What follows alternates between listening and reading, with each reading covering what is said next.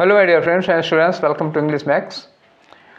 कल हम लोगों ने सॉल्व किया था प्रीवियस पेपर का डिस्कशन नंबर 19 और आज करने जा रहे हैं हम लोग एसएससी सीजीएल के इंग्लिश का प्रीवियस पेपर डिस्कशन नंबर 20। ठीक है, ये भी हुआ था 20 जुलाई 2023 को और ये था शिफ्ट 4 का पेपर। कल हम लोगों ने किया था शिफ्ट 3 का। आज जब हम लोग शिफ्ट 4 का कर लेंगे तो 20 जुलाई के पेपर ख़त्म हो जाएंगे। फिर हम लोग कल करेंगे 21 जुलाई का। ठीक है, तो ज़्यादा टाइम ना वेस्ट करते हुए स्टार्ट करते हैं अपना डिस्कशन। और हाँ, आप लोगों ने पीडीएफ तो सॉल्व कर ही लिया होगा, तो चलिए देखते हैं कितने क्वेश्चन आपके सही हुए हैं और कितने गलत हुए हैं। जो गलत हुए हैं उनका सही आंसर क्या होगा और क्यों होगा। ठीक है, तो स्टार्ट करते हैं आज का आपका डिस्कशन। और आपका पहला क्वेश्चन आपकी स्क्रीन पर, ठीक है, ये रहा आपकी स्क्रीन पर आपका पहला क्वेश्चन। पहला क्वेश्चन क्या है, खाली जगह भरने से रिलेटेड है। तो खाली जगह आ जाइए भैया, भरते हैं। पहले पढ़ लीजिए, देखिए लिखा क्या है, the young one of a lion is called. किसी शेर के बच्चे को क्या कहते हो। कई बार एसएससी में इस तरह का क्वेश्चन पूछा जाता है, यंग वन से रिलेटेड पूछा जाता है। गाय के बच्चे को क्या कहते हैं, और घोड़े के बच्चे को क्या कहते हैं, शेर के बच्चे को क्या कहते हैं, भालू के बच्चे को क्या कहते हैं, ऐसे ही क्वेश्चन होते हैं। तो लायन के बच्चे को क्या कहते हैं भाई, लायन के बच्चे को कहा जाता है कब। ठीक है, CUB।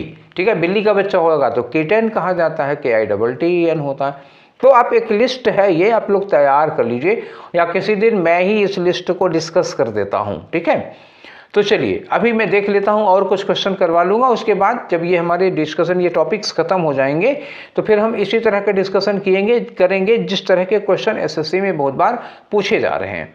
चलिए आइए, तो पहला है चिक। चिक का मतलब क्या होता है, चिकन। चिकन मतलब क्या हुआ, ये जो मुर्गा और मुर्गी, कक और हैन के बच्चे होते हैं। चलो फीमेल को ही लिख देते हैं ना। हैन के जो बच्चे होते हैं उनको क्या कहा जाता है, चिक। कोल्ट क्या होता है, हॉर्स। हॉर्स और मेयर के जो घोड़े हो, मतलब घोड़ा और घोड़ी के जो बच्चे होते हैं उसको कोल्ट और फिली। कोल्ट जो होता है मेल होता है और फिली जो है वो फीमेल है। ठीक है, ये हो गया। कब क्या हो गया, ये शेर या शेरनी के बच्चे होते हैं। कब कहा जाता है उनको, कॉफ जो होता है गाय बैल के बच्चे, गाय का बच्चा होता है कॉफ जिसको कहते हैं।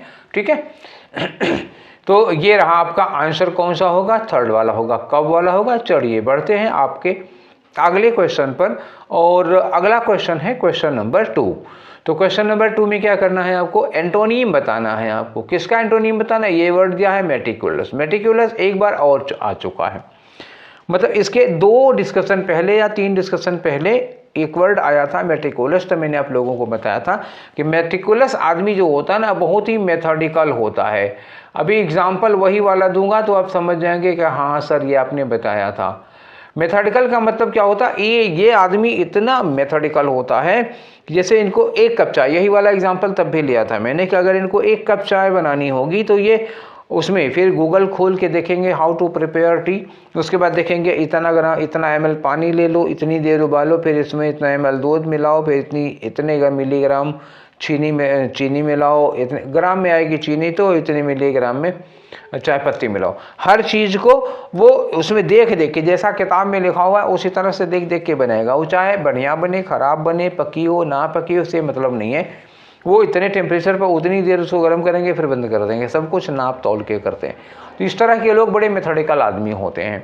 ठीक है, इतने बजे मतलब वो एक दिन जितने बजे उस चौराहे से पार हुए हैं, रोज उतने ही बजे वहाँ से निकलेंगे। एकदम कंप्यूटराइज्ड हो जाते हैं ये लोग। तो मतलब मेटिकुलस मतलब मेथडिकल होगा। इसका एंटोनीम क्या होगा, तो अब ये बताओ कि जो बहुत मेथडिकल आदमी होगा वो केयरफुल होगा कि केयरलेस होगा। तो जाहिर सी बात है बहुत केयरफुल आदमी होगा, तो इसका एंटोनीम क्या कर दो आप, केयरलेस लगा दो, बस हो गया काम आपका। हीडफुल क्या होगा, ये भी बहुत केयरफुल आदमी होता है कि नहीं। तो मतलब जो मेटिकुलस है वो हीडफुल हो जाएगा। अनटाइडी का मतलब क्या हुआ, मैला कुचैला गंदा सा होता है, तो इसका उससे कोई लेना देना नहीं है। और केयरफुल तो साइनोनिम होगा ही आपका। तो एक एंटोनिम बच रहा है, केयरलेस लगाओ आप। ठीक है, चलिए आगे आते हैं आपके क्वेश्चन नंबर 3 पर। 3 में क्या है, इन्होंने 4 वर्ड को, हैड को, गॉन को, बिफोर को और गो को अंडरलाइन किया है। और इन्होंने पूछा है कि आखिर किसमें ग्रामेटिकल मिस्टेक है। ये लिखा है, अंडरलाइन किया है। उन्होंने पूछा कि इसमें एरर किसमें, कंटेनिंग एन एरर, किस वाले पार्ट में एरर है। तो इसके लिए सेंटेंस पढ़ना पड़ेगा, फिर आप तभी लगा पाओगे। I had gone to Siliguri, मैं सिलीगुड़ी गया था, बिफोर लगा हुआ, before I go to Raiganj, ठीक है। तो आप एक रूल समझिए, यहाँ लिखा मैंने बिफोर, ठीक है। बिफोर के पहले हम लोग कौन सा टेंस यूज करते हैं? परफेक्ट टेंस यूज करते हैं। और बिफोर के बाद कौन सा टेंस यूज करते हैं? इंडेफिनिट टेंस यूज करते हैं। तो बिफोर के पहले हैड गॉन लिखा है, मतलब पास्ट परफेक्ट दिया है बिफोर के, तो बिफोर के बाद क्या होना चाहिए आपका? पास्ट इंडेफिनिट होना चाहिए था, इसलिए गो की जगह पर क्या होना चाहिए? वेंट होना चाहिए। तो ये रहा आपका दूसरा वाला आंसर, ठीक है। एक बार क्लियर करके आपको बताता हूँ, यहाँ जहाँ गो लिखा हुआ है यहाँ वेंट होना चाहिए, ठीक है, क्योंकि पूरी कहानी पास्ट में है। मतलब ये हो जाएगा कि I had gone to Siliguri before I went to Raniganj, ठीक। चलिए नेक्स्ट क्वेश्चन आ जाते हैं आपके क्वेश्चन नंबर 4 में। तो क्वेश्चन नंबर 4 क्या कर रहा है? एंटोनीम बताना है आपको नर्वस का। तो नर्वस कौन होता है? जो घबराया हुआ होता है, डरा हुआ होता है। तो उसके अंदर हेजिटेशन होगा, घबराहट होगी, डर होगा। इसका अपोजिट आपको बताना है। तो हेजिटेंट का मतलब हिचकिचाता हुआ, ये साइनोनिम हो जाएगा। कैजुअल कोई मतलब ही नहीं आएगा इसका। शेकी का मतलब क्या होता है? डगमगाता हुआ है, ये भी स्थिर नहीं है, ये भी नर्वस ही होगा, साइनोनिम हो गया। करेजियस का मतलब क्या हो? जिसके अंदर हिम्मत हो, साहस हो। तो नर्वस का अपोजिट, घबराया हुआ का अपोजिट क्या हो जाएगा? करेजियस हो जाएगा। तो ठीक है, ये चौथा वाला आपका आंसर बनेगा, ठीक है। चलिए आगे, अगला क्वेश्चन आपका है क्वेश्चन नंबर 5। तो क्वेश्चन नंबर 5 में देखते हैं क्या इन्होंने पूछा है, ठीक है। ये रहा क्वेश्चन नंबर 5, बड़ा लंबा चौड़ा क्वेश्चन है। साइनोनिम बताना है आपको अंडरलाइन वर्ड का। एक वर्ड यहाँ पे दिखाया हुआ वल्नरेबल, ठीक है।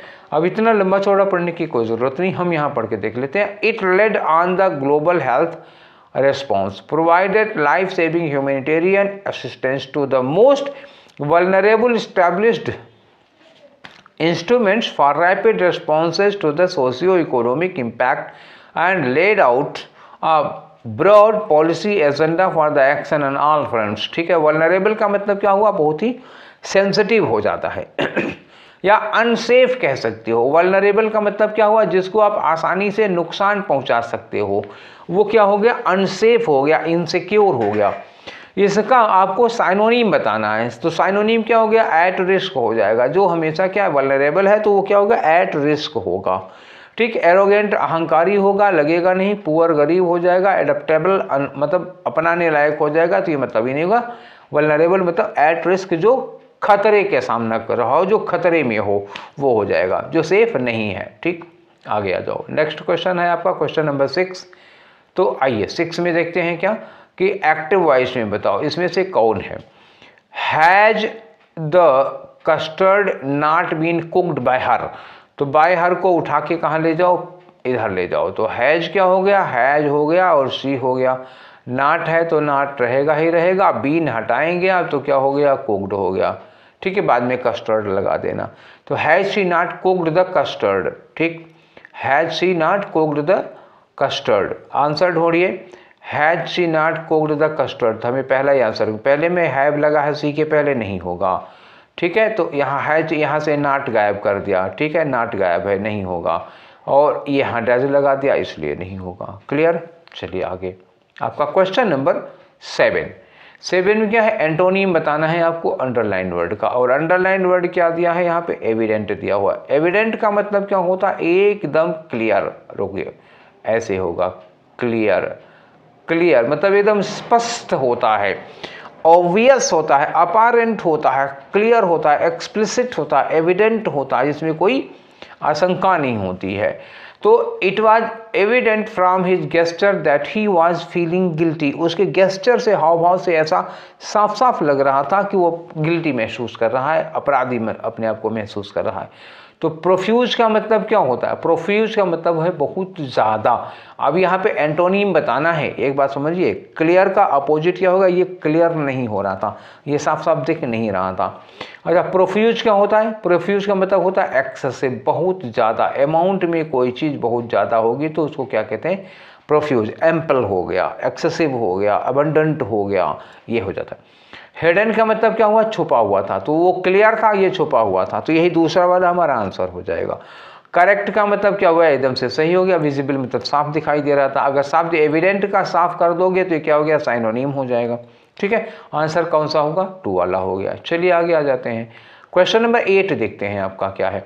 इतना पोर्शन अंडरलाइन किया हुआ है, अब बताते हैं, कह रहे हैं इसके लिए आप 1 वर्ड दो, ठीक है ना।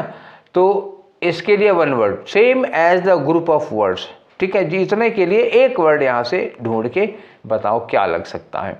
तो पहले पढ़ के देखो, by killing a large number of people, मतलब क्या हुआ, बड़ी संख्या में लोगों को मार देना, उनकी हत्या कर देना। सुसाइड का मतलब क्या हुआ, खुद की हत्या करना, ये लगेगा नहीं। जीनोसाइड का मतलब क्या होता है, एक नस्ल, मतलब एक पर्टिकुलर जीन से पर्टिकुलर रेस के लोगों को ढूंढ को मारना, नस्लीय हत्या इसको कहते हैं। तो ये बड़ी संख्या में होता है, तो इसको आप क्या लगा लोगे, ये नहीं, सॉरी, जीनोसाइड का मतलब क्या है, खास, हाँ, एक खास नस्ल के लोगों को मारना। फिटिसाइड का मतलब क्या होता है, भ्रूण हत्या होता है, मतलब जो बहुत भ्रूण हत्या मतलब जब माँ के पेट में जेंडर पता लगा लेने के बाद लोग मरवा देते हैं, फिटिसाइड होता है ना, फिटस की हत्या, भ्रूण हत्या होगी। ये भी नहीं होगा बड़ी संख्या में, ये भी नहीं होता। और जीनोसाइड में एक नस्ल होती है, एक रेस के लोगों को मारा जाता है, ठीक है। यहाँ होमिसाइड दिया हुआ है, होमिसाइड का मतलब होता है बड़ी संख्या में लोगों को मार देना, तो ये आपका होमिसाइड इसका आंसर होगा, जीनोसाइड नहीं होगा। 2 ऑप्शन में आपको टकराव हुआ होगा, जीनोसाइड में एंड होमिसाइड में। जीनोसाइड में क्या होता है, एक पार्टिकुलर रेस के लोगों को मारते हैं, खास नस्ल के लोगों को मारते हैं। और होमिसाइड में क्या होता है, large number of people, human being की हत्या कर देते हैं, बड़ी संख्या में लोगों को मार देते हैं, ठीक है। तो यहाँ पे क्या लगाना चाहिए था हमको, होमिसाइड। होमिसाइड मतलब ह्यूमन बीइंग, बड़े मतलब लार्ज स्केल पर, पॉपुलिसाइड भी कह सकते हो आप, ठीक है। चलिए नेक्स्ट क्वेश्चन पे आते हैं, आपका क्वेश्चन नंबर 9 आ जाइए। अच्छा, इसमें कुछ लोग इसको भी आंसर मान सकते हैं। जीनोसाइड का मतलब हुआ नस्ली हत्या, तो काफ़ी लंबे पैमाने पर होती है, इसमें भी नस्ली हत्या एक आदमी की नहीं होती, कई लोगों की होती है, ठीक है। और होमिसाइड में होती है। आगे आ जाओ, आपका क्वेश्चन नंबर 9। तो क्वेश्चन नंबर 9 में देखते हैं क्या क्वेश्चन दिया हुआ है। क्वेश्चन नंबर 9 में आपको एंटोनीम बताना है। किसका एंटोनीम बताना है भाई आपको, ये जो अंडरलाइन किया हुआ वर्ड है इमर्स। इमर्स, ये इमर्ज नहीं है, इमर्स है। इमर्स का मतलब होता है किसी चीज़ में आप बहुत तल्लीन है। तल्लीन का मतलब क्या हुआ, उसमें आप डूबे हुए हैं उस काम को करने में, एकदम जैसे पढ़ रहे हैं तो पढ़ने में खोए हुए हैं, भक्ति कर रहे हैं तो भक्ति में खोए हुए हैं, मतलब एकदम साधना में लीन है, तल्लीन है, ऐसा होता है। इन्वॉल्व है, एकदम से डूबे हुए हैं। तो अब इसका अनकवर देखो, बताना क्या है, साइनोनिम है। साइनोनिम मतलब डूबा हुआ एकदम। अनकवर का मतलब क्या हुआ, ओपन, खुला हुआ हो जाएगा, ठीक है, ये होगा नहीं। इमर्ज का मतलब उभरना होगा, ये भी नहीं होगा आपका आंसर। और डिस्टेंट का मतलब बहुत दूर, ये भी नहीं होगा। इन्वॉल्व का मतलब हुआ, इन्वॉल्व मतलब में शामिल है, में लीन है, तो आपका यही हो जाएगा साइनोनिम आपका कौन सा, इन्वॉल्व हो जाएगा 9 वाले का, ठीक है। चलिए आगे बढ़ते हैं, आपका क्वेश्चन नंबर 10। बच्चा देखें क्या कह रहा है क्वेश्चन नंबर 10 में देखो, क्वेश्चन पूछा जा रहा है कि किसमें आर्टिकल बहुत इंडेफिनिट, वो भी जानते हो इंडेफिनिट का मतलब क्या हुआ कि आ और एन किसमें करेक्टली यूज हुआ है। चलिए देखते हैं इसमें। तो हमको यहाँ आई हैव नेवर सीन तक में तो कोई आर्टिकल नज़र नहीं आ रहा है। 2 जगह नज़र आ रहा है, कहाँ है, एक इंग्लिश के पहले नज़र आ रहा है, एक यूएफओ के पहले नज़र आ रहा है। तो पहले आप देख लो यूएफओ। तो यूएफओ को जब हम पढ़ते हैं तो क्या पढ़ते हैं, यूएफओ। तो यहाँ आया। इंग्लिश जब लिखा होगा तो इंग्लिश को हम किससे पढ़ रहे हैं, इंग्लिश से पढ़ रहे हैं, ई से। तो यहाँ पे क्या लगाना चाहिए, एन लगाना चाहिए। और यहाँ पर क्या लगाना चाहिए, यूएफओ को पहले आ यूज करना चाहिए। यहाँ पर ये यू मत देखिएगा, क्योंकि pronunciation of UFO is being as Y U, ठीक है। यू जो ये यू लिखा हुआ है, U is being pronounced as Y, not as ऊ नहीं है, ये या है। या की तरह प्रोनाउंस करोगे तो उसके पहले आ लगना चाहिए। तो आप देख के बताओ कि इसमें से कौन कौन सा सही है। यूएफओ के पहले ये आ लगा हुआ है, करेक्ट है, ये आ लगा हुआ है, करेक्ट है, एन वाले दोनों गलत हो गए, ठीक है। अब इन दोनों में आ जाओ, यहाँ पे इंग्लिश के पहले क्या लगा, आ लगा हुआ है, जबकि एन होना चाहिए था, तो ये वाला करेक्ट हुआ। तो दूसरा वाला आंसर एकदम से करेक्ट हुआ। क्लियर है। चलिए आगे नेक्स्ट क्वेश्चन आते हैं, आपका क्वेश्चन नंबर 11 में क्या है, इतना अंडरलाइन किया हुआ है, ठीक है। अब इसकी आपको मीनिंग बतानी है, नहीं इसको करेक्ट करना है, आपको मीनिंग नहीं बतानी है। इन्होंने कहा कि select the most appropriate option that can substitute the underline. Substitute the underline का मतलब क्या हुआ, ये कुछ गलत लिखा हुआ है, इसकी जगह पर सही क्या होगा वो बताओ। अच्छा, ये जो सही करने के लिए दिया वो दे दिया एडियम आपका उठा के, ठीक। तो चलो लिखा एन एस अप हिज, सीथ नहीं होता स्लीव होता, an ace up his sleeve, sleeve, ठीक है, ये यूज किया जाता है। एक मुहावरा है, एक एडियम है, ठीक है ना। तो इसका मतलब an ace up his sleeve का ये जो मुहावरा है, इसका मतलब क्या होता है कि एक हिडन प्लान होता है, या मतलब एक ऐसी इन्फॉर्मेशन है, कुछ आप ऐसा जानते हैं जो लोग नहीं जानते, आपके दिमाग में एक हिडन प्लान है, ठीक है, वो होता है। चलिए आगे बढ़ते हैं। आंसर कौन सा होगा जी, स्लीव वाला आंसर कौन सा होगा, an ace up his sleeve होगा। ठीक, आगे आ जाओ। क्वेश्चन नंबर 12 क्या कह रहे हैं 12 में, identify how will you ask, ask कहा इन्होंने, हाउ विल यू से नहीं, हाउ विल यू आस्क, आप पूछेंगे कैसे। क्वेश्चन है, पूछना क्या है, if the sweets will be delivered by Jack today in active voice, इसको एक्टिव वॉइस में चेंज करना है और वो इंटरोगेटिव होना चाहिए, क्योंकि इन्होंने कहा कि कैसे आप एवरीवन से पूछेंगे कि क्या जैक ने सबको मिठाइयाँ दे दी हैं, क्या सबके जैक के द्वारा मिठाइयाँ दे दी गई हैं। तो ये पैसिव, इसको आप एक्टिव वॉइस में कुछ पूछेंगे तो क्या होगा, क्या जैक ने सबको मिठाइयाँ दी या देगा, ऐसे होगा। तो आप विल से क्वेश्चन को स्टार्ट करोगे, इंट्रोगेटिव होगा तो ये दोनों तो गए काम से, ठीक है, इंट्रोगेटिव होना चाहिए। अब यहाँ लगाना है आपको विल, क्योंकि यहाँ विल भी है, ठीक है ना, ये देखो विल लगा हुआ है, तो अभी इसलिए आर को काट दिया। Will Jack deliver the sweets today, ये लिखा है, will Jack be delivering the sweets, अच्छा एक्टिव वॉइस में है, द स्वीट्स टुडे। अब इसमें से आपका आंसर क्या होना चाहिए, will the Jack be delivering. अच्छा, कंटिन्यूअस टेंस में आप क्यों ले गए, जब हमारा क्वेश्चन इंडेफिनिट टेंस का था, यहाँ देखो लिखा है विल और ये लिखा है बी और ये लिखा है डिलीवर्ड, तो जब आप फ्यूचर इंडेफिनिट की पैसे बनाए हैं, विल बी डिलीवर्ड का एक्टिव वॉइस क्या होगा, विल बी डिलीवर्ड का एक्टिव वॉइस होगा, देखो गलत लिख दिया मैंने, आप ऐसे समझो, विल के साथ वर्ड की फर्स्ट में विल डिलीवर होगा, तो विल द जैक डिलीवर, ये पहला वाला ही आंसर हो पाएगा। अब आई थिंक कि आपको कोई डाउट नहीं होगा। चलिए आगे चलते हैं, क्वेश्चन नंबर 13 लेते हैं। तो आपका क्वेश्चन नंबर 13 क्या है, ये देखो पैराग्राफ में ये ABCD एक बड़ा सा पैराग्राफ दिया हुआ है जिसके 4 सेंटेंस को जंबल कर दिया गया है, एंड आपको क्या करना है कि ये जो चारों ऊट पटांग लिखे हुए हैं आगे पीछे उनको क्रम में करता है, ये रीअरेंजमेंट का क्वेश्चन है। तो चलिए पहले पढ़ के देखते हैं, फिर पता लगाते हैं कौन पहले होगा कौन बाद में होगा। लिखा it centres on the sinking of the RMS Titanic, ये सेंटर्ड है, ये किस पर केंद्रित है, RMS टाइटेनिक के डूबने पर। ये कौन किसकी बात कर रहे हैं, ये इस पर सेंटर्ड है। चलिए आगे लिखा द फिल्म, अच्छा तो फिल्म की बात हो रही, टाइटेनिक मूवी की बात हो रही, तो यही द फिल्म है जिसके लिए इट लगा हुआ। The film proved immensely popular, बड़ी पॉपुलर होती है मूवी, मतलब वो टाइटेनिक मूवी की बात कर रहे हैं। Holding the all time box office grass record for more than a decade, 10 सालों तक ऐसा होता है आप इसके रिलीज के बाद। सी में है Titanic is an American romantic adventure film release इन 1997, ये आपको स्टार्ट कर रहा है, ये बताया है कि टाइटैनिक एक ऐसी मूवी है जो 1997 में रिलीज हुई थी। तो आई थिंक कि ये सी वाला सेंटेंस ही सबसे पहले आ जाएगा, ठीक है। उसके बाद लिखा most of the film stories then told in flashback, इस मूवी की आप लोगों में से ज़्यादातर लोगों ने देखी ही होगी, इस मूवी की ज़्यादातर कहानी फ्लैशबैक में सुनाई जाती है। आप इनके प्रोटैगनिस्ट जो इसकी हीरोइन है उसके द्वारा अकाउंट्स द टाइटैनिक्स फेटफुल 1912 वॉयज, मतलब 1912 में जो इसकी वॉयज हुई थी उसकी जो उसके साथ घटित हुआ था उसकी पूरी कहानी फ्लैशबैक में सुनाई जाती है। स्टार्टिंग में वो कोर्ट वो कहीं पे है, रिपोर्टर्स उनसे इंटरव्यू ले रहे थे तो याद करके पूरी कहानी को बताती हैं। तो सबसे पहले आप मूवी को रिलीज करिए भाई, मतलब मूवी के बारे में बताइए, तो सी वाला सबसे पहले हो जाएगा। सी के बाद आप क्या लगाओगे कि ये किस बात पर सेंटर्ड है, कि ये कहानी पूरी तरह से टाइटैनिक के डूबने पर डिपेंड करता है, तो सी के बाद ए लगा दो। सी के बाद ए लगाने के बाद आप क्या करोगे कि ज़्यादा से ज़्यादातर कहानी फ्लैशबैक में सुनाई गई है, सी ए डी लगा दो, उसके बाद बी लगा दो, बता दो कि कितनी सक्सेसफुल हुई थी। तो सी ए डी बी अब आपका कौन सा हो जाएगा, ये थर्ड वाला हो जाएगा। क्लियर हो गई ना। चलिए अब हम स्टार्ट करते हैं, आते हैं आपके क्वेश्चन नंबर 14 पर। तो देखते हैं क्वेश्चन नंबर 14 में क्या कहा जा रहा है। ये 13 हो गया, ये रहा आपका क्वेश्चन नंबर 14।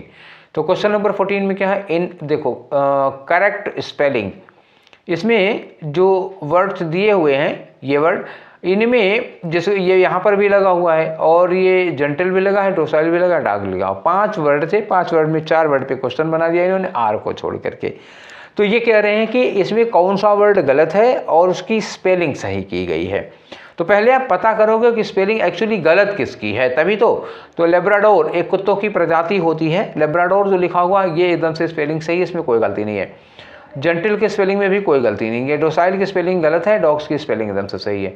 तो डोसाइल की स्पेलिंग क्या होती है, DOCILE होता है। तो DOCILE कहाँ दिया हुआ, ये आपका आंसर होगा दूसरा वाला। ठीक है, ज़्यादा मुशक्कत वाला क्वेश्चन नहीं था। चलिए आते हैं क्वेश्चन नंबर 15 पर। आपका ये क्वेश्चन नंबर 15 रहा। तो क्वेश्चन नंबर 15 में क्या था, आपको 1 वर्ड बताना है। इस पूरे का लिखा, a person who kills somebody, एक ऐसा व्यक्ति जो किसी व्यक्ति को मार देता है, स्पेशली फॉर पॉलिटिकल रीजंस, मतलब राजनीतिक हत्या कह सकती हो। एक ऐसा व्यक्ति जो राजनीतिक हत्या करता है, जो राजनीतिक हत्यारा होता है। तो पॉलिटिकल किलिंग जो होती है उस व्यक्ति को क्रिमिनल नहीं ना मॉन्स्टर कहते हैं, क्या कहते हैं, उसको कहते हैं असैसिन। असैसिन मतलब VIP पता है, जैसे जब आप किसी VIP फिगर, किसी नेता होता की हत्या कर देते हैं या राज परिवार में किसी की हत्या कर देते हैं तो उसको कहा जाता है असैसिनेशन, और उस व्यक्ति को क्या कहते हैं, असैसिन कहते हैं। तो ये वाला होगा। क्रिमिनल, अब किसी की भी हत्या होगी तो अब क्रिमिनल ही कहे जाएंगे। मॉन्स्टर राक्षस होता है, हैंगमैन जल्लाद होता है। यहाँ से तो आपको कोई ऑप्शन मिलेगा नहीं। अब आते हैं आपके क्वेश्चन नंबर 16 में। तो देखें 16 में क्या करें, वंस मोर अरेंजमेंट का क्वेश्चन है। ये बहुत बड़ा पैराग्राफ था तो उसको फॉन्ट की साइज थोड़ी छोटी हो गई है, हो सकता है आपको दिक्कत हो रही हो, लेकिन जब आपको PDF आपने पढ़ा होगा तो दिक्कत नहीं हुई होगी। यहाँ स्क्रीन पर आपको एक बार में पूरा स्क्रीन दिखानी थी तो थोड़ा सा छोटा हो गया है font, but try to manage, आप कोशिश करिए और मैं जानता हूँ आप कर लेंगे कोशिश। ठीक है, चलिए इसमें पढ़ते हैं। तो लिखा है कि due to tight deadlines for delivery and increased focus on performance outcomes, आगे लिखा है कि many employees are unable to enjoy proper work life. तो देखो, चूंकि डिलीवरी की बहुत ज़्यादा टाइट डेडलाइन होती है, फला तक आप ज़रूर से ज़रूर डिलीवर कर दीजिएगा वरना आपकी सैलरी कट जाएगी। तो ये जब सैलरी कट जाने वाला मैटर होता है वो टाइट डेडलाइन हो जाती है। और इंक्रीज फोकस ऑन परफॉर्मेंस, जो परफॉर्मेंस आउटकम है इस पे लोगों का ज़्यादा फोकस रहता है। इस वजह से बहुत सारे जो एम्प्लॉय होते हैं ना, वो अपनी प्रॉपर वर्क लाइफ जो होती है, अपनी नौकरी को, अपने जॉब को एंजॉय ही नहीं कर पाते, इतना प्रेशर में रहते हैं। बी में लिखा है कि स्ट्रेस कुड इनमेट, ठीक है, तो जो स्ट्रेस है could inmate out of various situations, जो स्ट्रेस पैदा होता है, जो तनाव पैदा होता है, कहाँ से पैदा हो रहा है, बहुत सारी सिचुएशंस होती हैं जहाँ से पैदा होता है। जैसे हमारी लाइफ स्टाइल है, यहाँ से तनाव पैदा होता है। हेल्थ या रिलेशनशिप इशूज़ होते रहते हैं, कोई से हेल्थ से रिलेटेड इशूज, जैसे आप बीमार हो गए, डॉक्टर ने कहा आपको फला चीज़ होगा, आप स्ट्रेस में आ जाएंगे। रिलेशनशिप इशूज़ हैं, हमारे तमाम मतलब पति हैं, पत्नी हैं, भाई बहन हैं, बेटा बेटी हैं, रिलेशनशिप से बहुत सारे इशूज आया करते हैं। लैक ऑफ सपोर्ट सिस्टम, जो हमारा सपोर्ट सिस्टम है उससे उसमें जब हमारी कमी हो जाती है, और वो भी खासतौर से घर पर। और कम्पिटिटिव फोकस हो जाता है on acquiring material symbols of success and career advancement. तो ये सारी चीज़ें हैं जो इतना सारा प्रेशर होता है, तो यहीं सबसे पैदा होता है तनाव, वहीं से स्ट्रेस पैदा होता है। तो आई थिंक कि बी वाला हमारा फर्स्ट सेंटेंस हो सकता है। इन्होंने बताया कि स्ट्रेस कहाँ से डेवलप होता है, कैसे पैदा होता है, या और देखते हैं कहीं मिल जाएगा। तो लिखा in today's fast moving world, आज जो बहुत तेज़ी के साथ चलती हुई दुनिया है उसमें many young professionals are vulnerable to stress, इसमें बहुत सारे जो प्रोफेशनल्स हैं, यंग प्रोफेशनल हैं, वो बहुत ज़्यादा वल्नरेबल है। थोड़ी देर पहले वल्नरेबल आया था, मैंने कहा था कि अनसेफ हैं, वो किसी से बहुत ज़्यादा सेंसिटिव हैं स्ट्रेस के लिए। तो अब तो मुझे लग रहा है कि सी पहले होना चाहिए, पहले बी लगा था पहले होना चाहिए, लेकिन सी जो है ना स्ट्रेस को स्टार्ट दे रहा है। तो सी पहले कर लो, उसके बाद बी लगा लो, आप तुरंत सी के बाद खटाक से बी लगा लो, वो ये आपका क्लियर मामला बन जाएगा।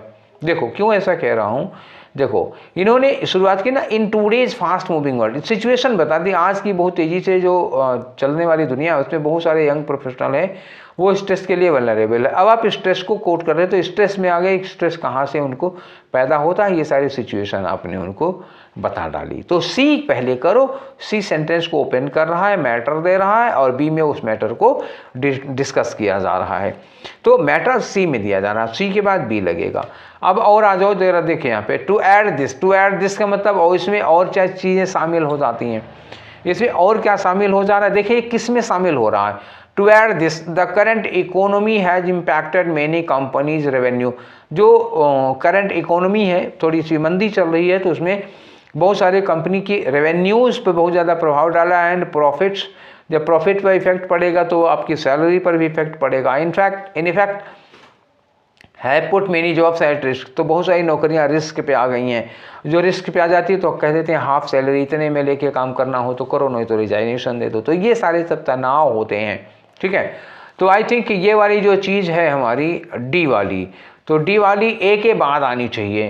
पहले ए में, ये ए में आ जाओ कि बहुत सारे लोग हैं अपने परफॉर्मेंस प्रेशर की वजह से वो अपनी लाइफ को, वर्क लाइफ को एंजॉय नहीं कर पा रहे हैं, और उसमें और प्रॉब्लम ये आ जा रही है कि जब उनकी नौकरी को खतरा पैदा हो जा रहा है। तो अब सी बी के बाद क्या लगा, तो ए लगा, तो ए को सपोर्ट करता हुआ डी लगा दो, तो सी बी है डी।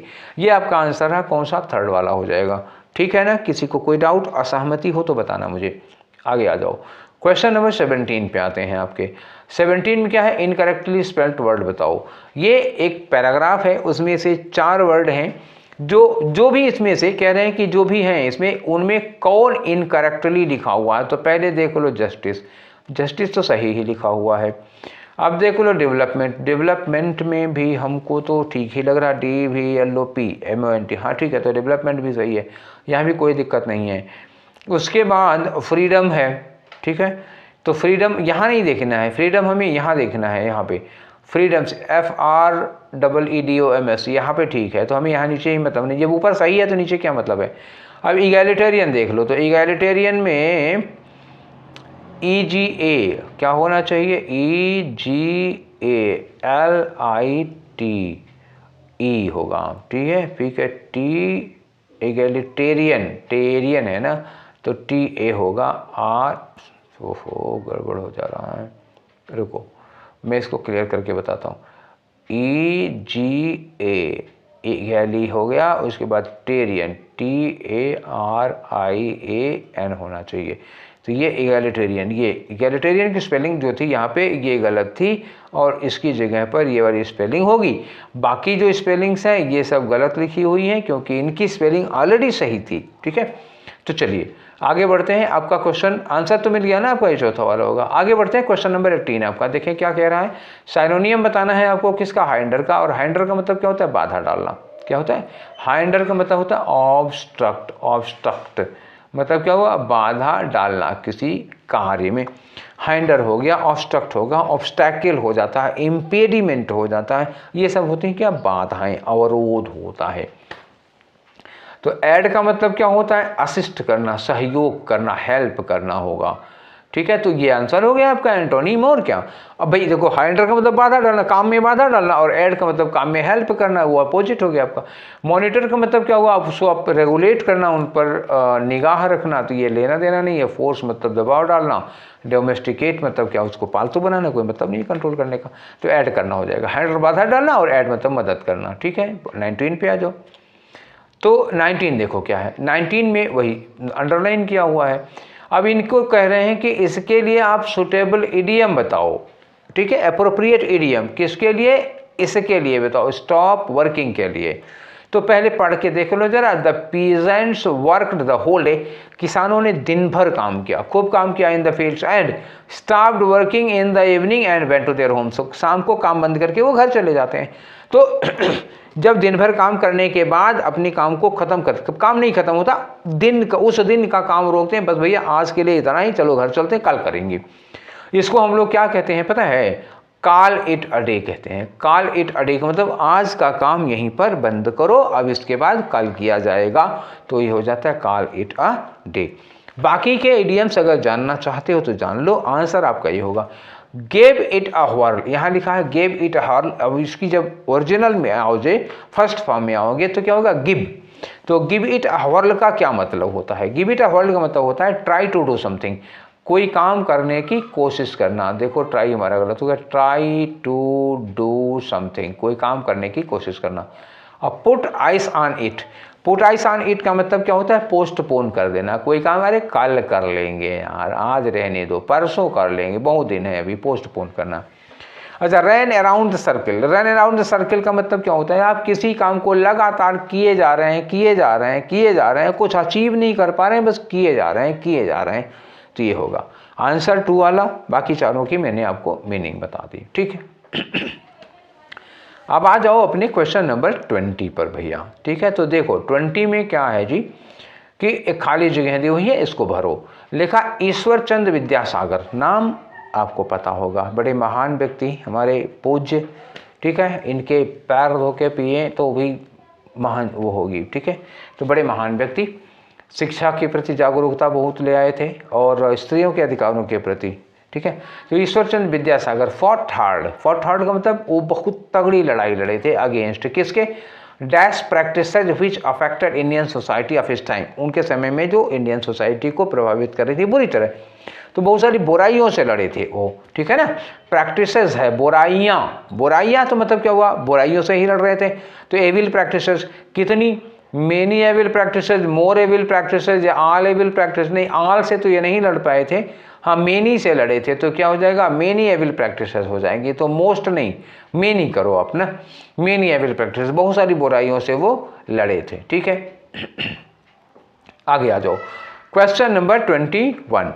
तो क्वेश्चन नंबर 21 से लेकर के 25 तक कहानी वही है जो पुरानी थी, कल थी, परसों थी, जो अब से 25 बार थी। आ जाओ क्वेश्चन पढ़ते हैं। लिखा है कि fountains are used today to decorate city parks. Fountain आप समझ रहे हो ना, फवारा, मतलब पाइप होती है, उसमें कहीं एक छेद होता है, उसमें से ऊपर की ओर पानी निकलता है, फवारा। आप लोगों ने देखा होगा, समझाने की ज़्यादा ज़रूरत नहीं है। तो fountains are used today to decorate city parks, ठीक है, एंड स्क्वायर्स, चौराहे वगैरह पे लगे होते हैं।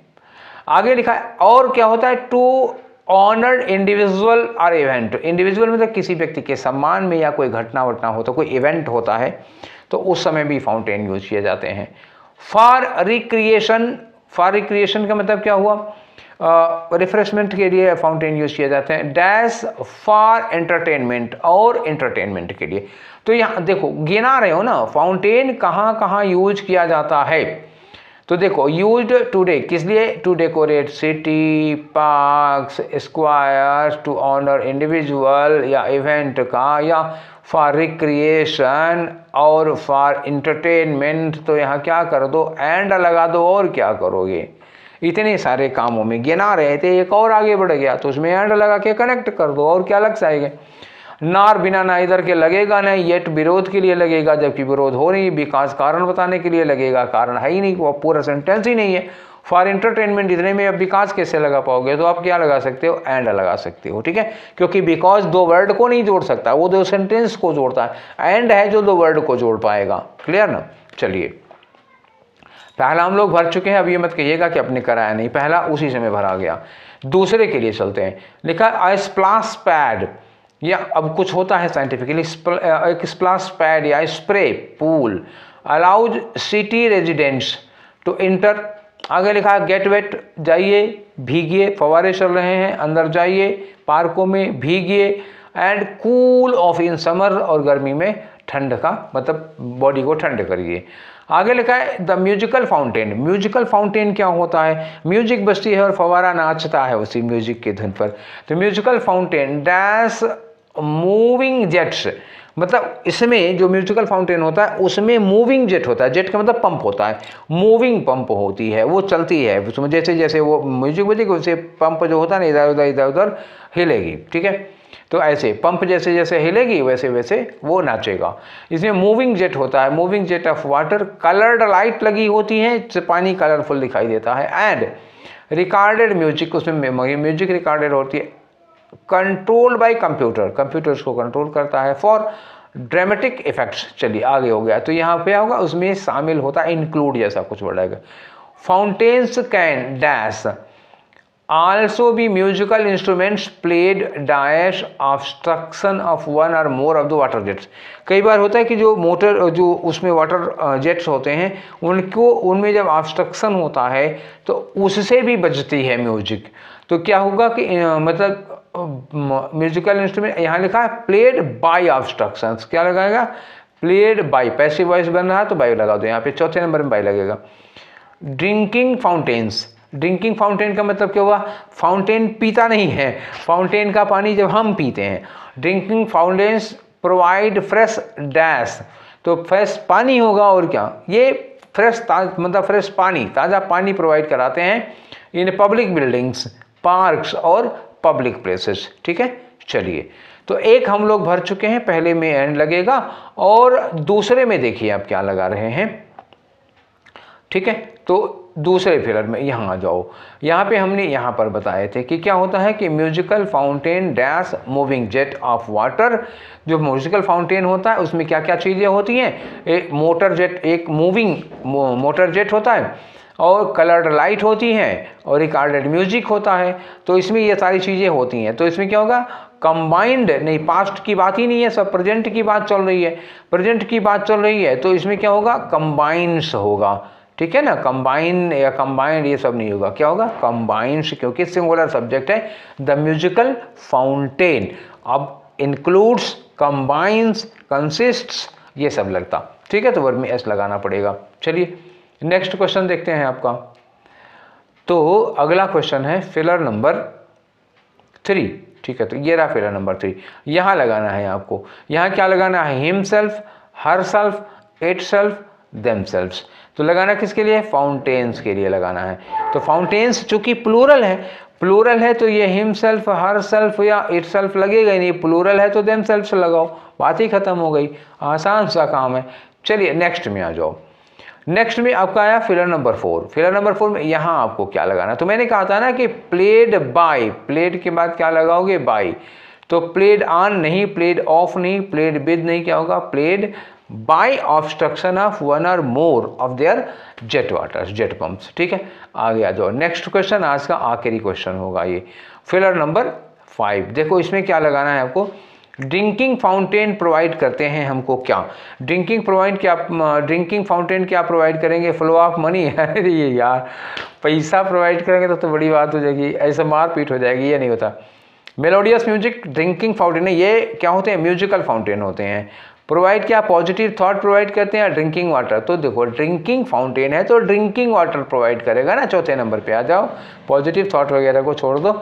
चलिए तो आज ये हमारे क्वेश्चन हो गए कितने, 25 क्वेश्चन। कौन से हैं ये था 20 जुलाई का सेट नंबर 4। ठीक है, और सेट भी 20 नंबर का है, तो डिस्कशन नंबर 20 का 25 क्वेश्चन हो गया। आप ढूंढ लीजिएगा, जोड़ लीजिएगा कितने क्वेश्चन हम लोग कर चुके हैं। तो 20 जुलाई हो गया, अब 21 जुलाई होगा। 21 जुलाई के बाद 24, 25, 26 और 27 का बचा हुआ है। धीरे धीरे ये भी ख़त्म हो जाएगा, फिर हम CHSL पे आएंगे और कुछ और काम सोचे हैं वो भी करेंगे, पर अभी बताएंगे नहीं क्योंकि हमारे प्लान जानते हो ना, वो हो नहीं पाते हैं। जब मैं करना शुरू कर दूंगा तब बताऊँगा कि क्या करना है। ठीक है, तो ये सेशन यहीं पर वाइंड अप करते हैं। ठीक, तो ये सेशन आप लोगों को कैसा लगा, अपनी राय ज़रूर दीजिएगा। कल हम लोग मिलते हैं 21 में, जो आए थे चारों मीटिंग में, उनसे शुरू करेंगे। तो मुलाकात कल होगी, तो ये सेशन वहीं वाइंड अप करते हैं। फिर मिलेंगे कल इसी समय इसी जगह पर। Take care, thank you.